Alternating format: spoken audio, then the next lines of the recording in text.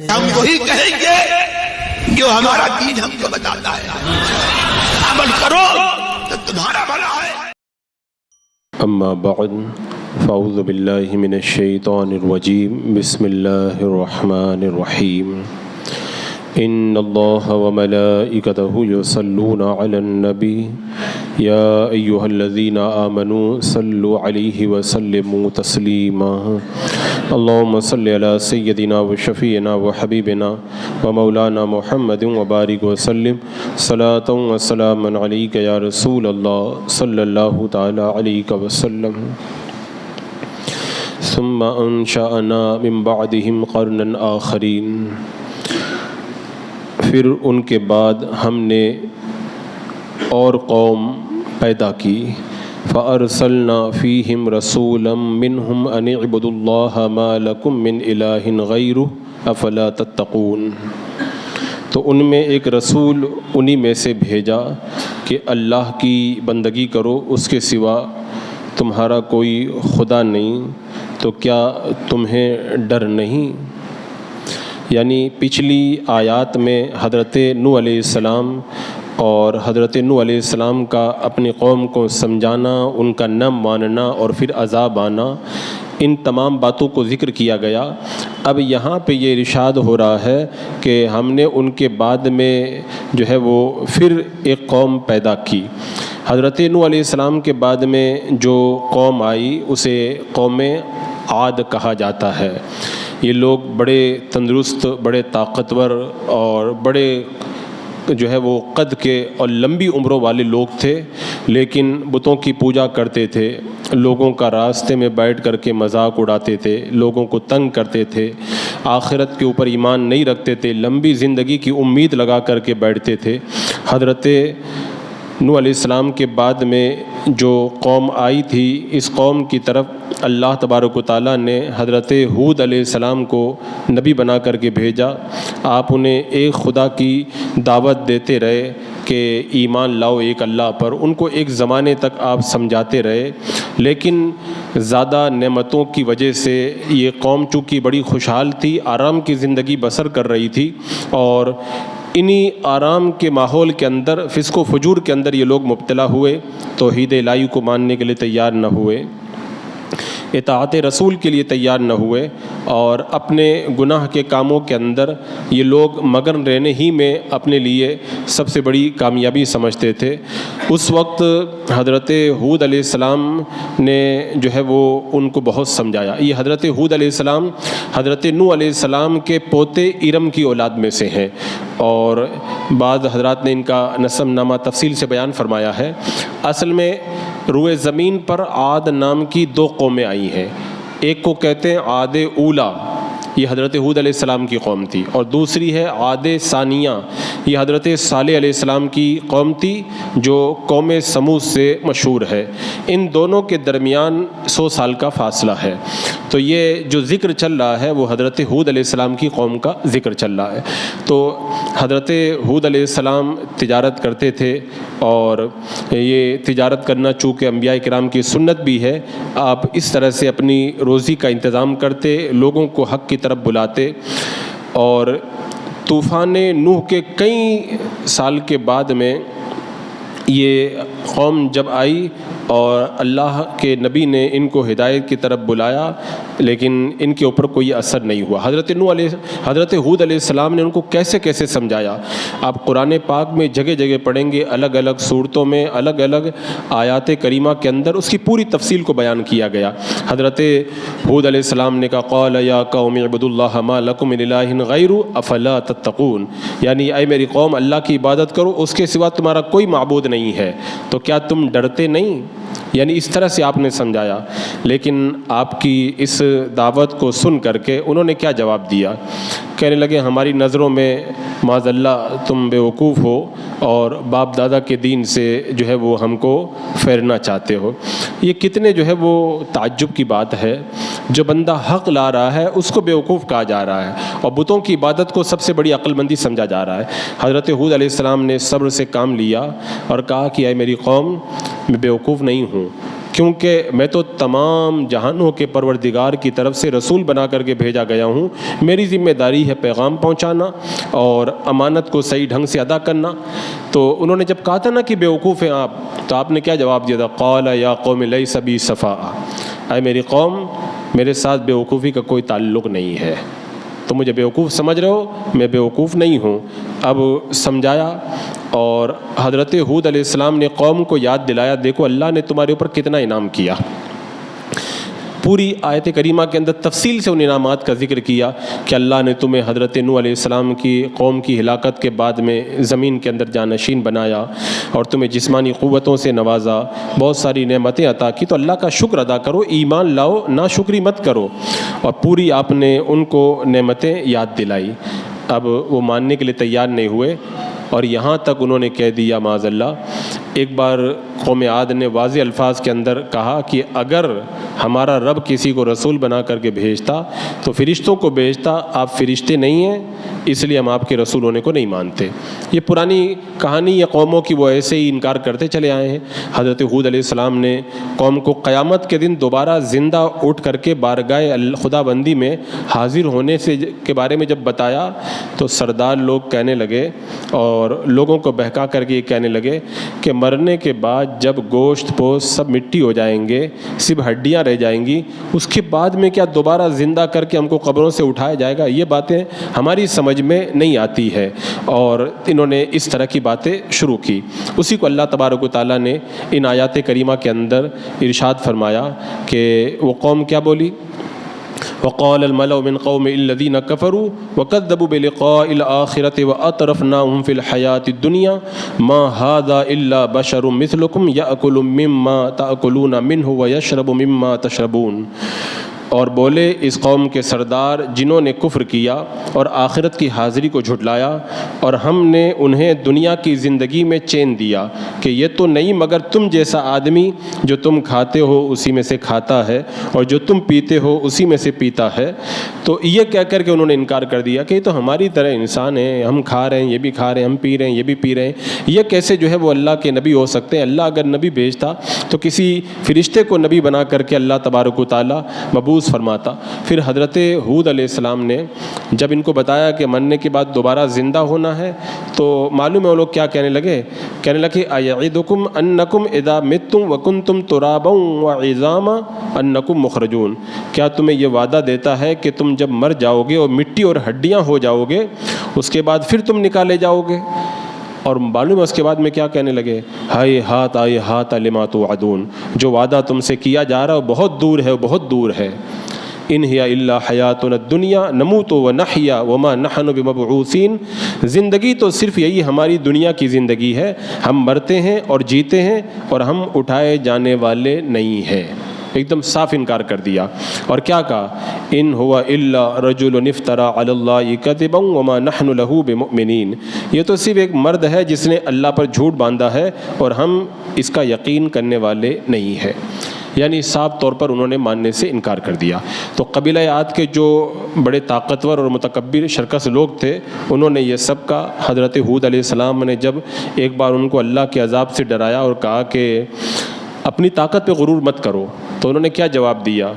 کہا ہم سے زیادہ طاقتور کوئی ہے ہی نہیں، اگر عذاب آیا تو ہم اتنے مضبوط لوگ ہیں اپنی طاقت سے ہم لوگ عذاب کو دور کر دیں گے۔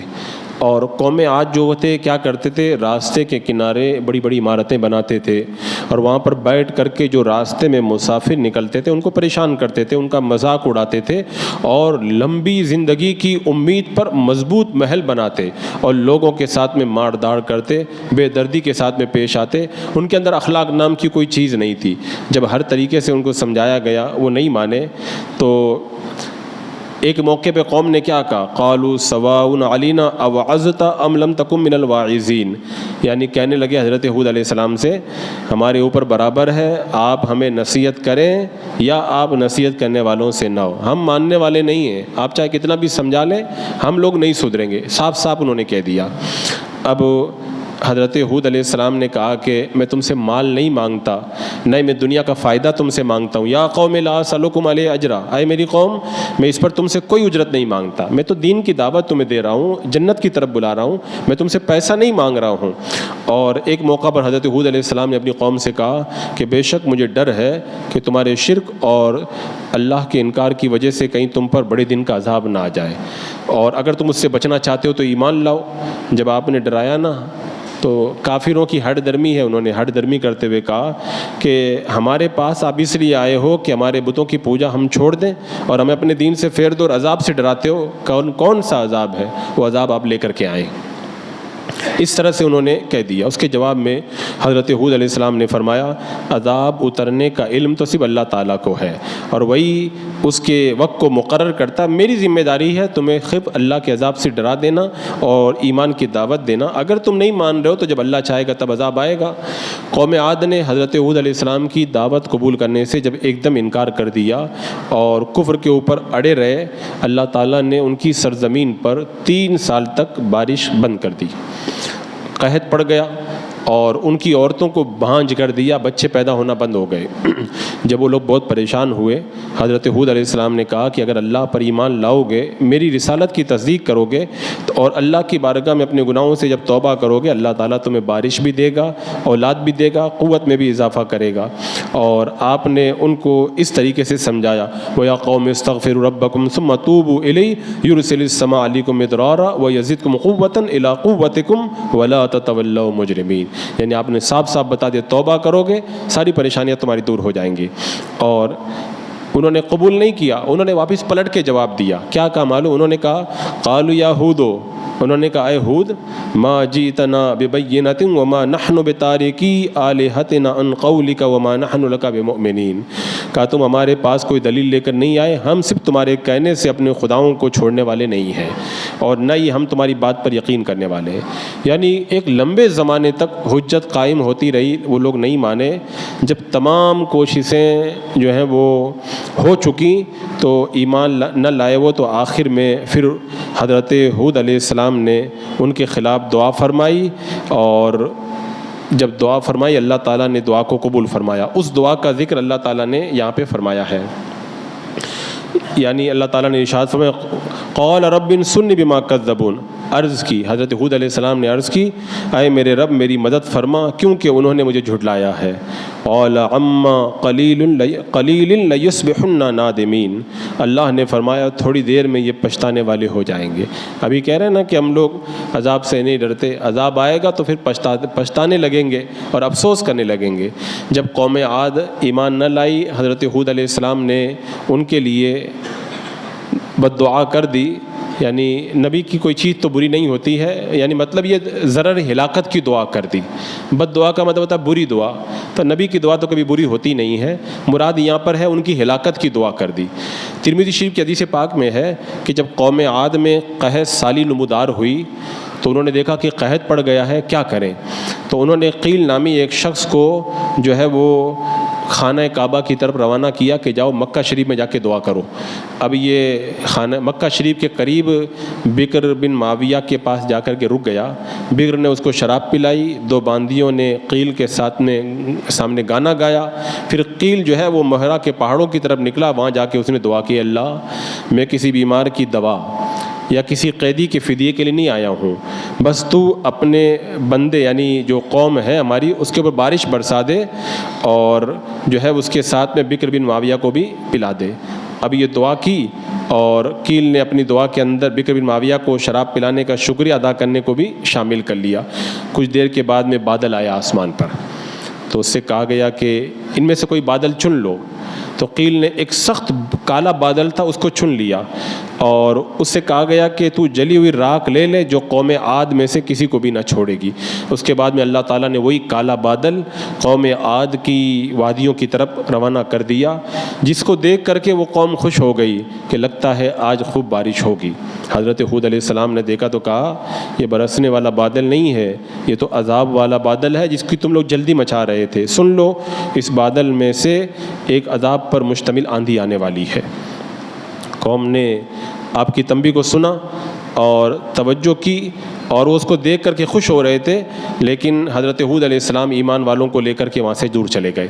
جب بادل قریب آئے، قوم عاد نے ایک ہولناک آواز سنی، اور پھر تیز اور بہت ہی سخت، خشک، خیر و برکت سے خالی سخت جو ہے وہ چنگاڑ والی آندھی چلی، سناٹے دار آندھی چلی، جس کی شدت کا یہ حال تھا کہ زمین سے لوگوں کو ایسے اکھیڑ دیتی تھی جیسے کھجوروں کے سوکھے ہوئے تنے اکھیڑ دیے جاتے ہیں، اور پھر انہیں سر کے بل زمین پر پٹک دیتی، ان کا سر جو ہے وہ ٹکڑے ٹکڑے ہو کر کے رہ جاتا۔ اس ہولناک طوفان میں جو بھی چیز آتی سب تباہ و برباد ہو جاتی۔ یہ آندھی 7 راتیں اور 8 دن تک لگاتار چلتی رہی۔ جب ختم ہوئی تو پوری قوم کے مکانات خالی ہو گئے، تمام کافر جو ہیں وہ موت کے گھاٹ اتر گئے، سب کے سب نیست و نابود ہو گئے۔ اسی کا ذکر اللہ تبارک و تعالیٰ نے یہاں پہ فرمایا، فَأَخَذَتْهُمُ الصَّيْحَةُ بِالْحَقِّ فَجَعَلْنَاهُمْ غُثَاءً فَبُعْدًا لِلْقَوْمِ الظَّالِمِينَ۔ تو انہیں آ لیا سچی چنگاڑ نے، تو ہم نے انہیں گھاس کوڑا کر دیا، تو دور ہوں ظالم لوگ۔ یعنی وہ ایسی چنگاڑ تھی کہ ان کو تباہ و برباد کر دیا۔ اللہ تعالیٰ نے حضرت ہود علیہ السلام اور اہل ایمان کو اپنی رحمت سے اس عذاب سے محفوظ فرمایا، اور یہ سب اہل ایمان والے جو ہے وہ عذاب سے بچے ہوئے رہے۔ جب سارے کافر مر گئے، حضرت ہود علیہ السلام ایمان والوں کو لے کر مکہ شریف چلے گئے، اور اخیر عمر تک آپ مکہ شریف میں رہے، اور وہیں پر آپ کا وصال ہوا۔ اور مکہ ہی میں حضرت نوح علیہ السلام، حضرت ہود علیہ السلام، حضرت صالح علیہ السلام اور حضرت شعیب علیہ السلام، ان سب کا وصال وہیں پر ہوا، اور ان کی مبارک قبریں زمزم اور حجر اسود کے بیچ میں ان کی قبریں موجود ہیں۔ یعنی جہاں پہ لوگ طواف کرتے ہیں اسی مطاف کے اندر نیچے کی طرف ان حضرات کی قبریں جو ہے وہ موجود ہیں۔ تو اللہ تبارک و تعالیٰ نے ایمان نہ لانے کی وجہ سے حضرت ہود علیہ السلام کی پوری قوم عاد کو تباہ و برباد کر دیا، اور وہ عبرت کا نشان بن کر کے رہ گئے۔ بسم اللہ الرحمن الرحیم، اللہم صلی علی سیدنا مولانا محمد وبارک وسلم، صلاۃ و سلام علیک یا رسول اللہ۔ یا اللہ یا رحمان یا رحیم العالمین، شریعت مطہرہ پہ مولا استقامت عطا فرما، محبوبین کے نقش قدم پہ چلنے کی توفیق عطا فرما، پیاروں کے فیوز و برکات سے مالا مال فرما، ایمان پہ زندگی، ایمانی پر خاتمہ نصیب فرما۔ ربنا تقبل منا انک انت السمیع العلیم وتب علینا انک انت التواب الرحیم۔ ان اللہ وملائکتہ یصلون علی النبی یا ایھا الذین آمنوا صلوا علیہ وسلموا تسلیما۔ اللہم صلی علی سیدنا و شفیعنا و حبیبنا و مولانا محمد وبارک وسلم، صلاۃ و سلام علیک یا رسول اللہ۔ سبحان ربک رب العزۃ عما یصفون وسلام علی المرسلین والحمد للہ۔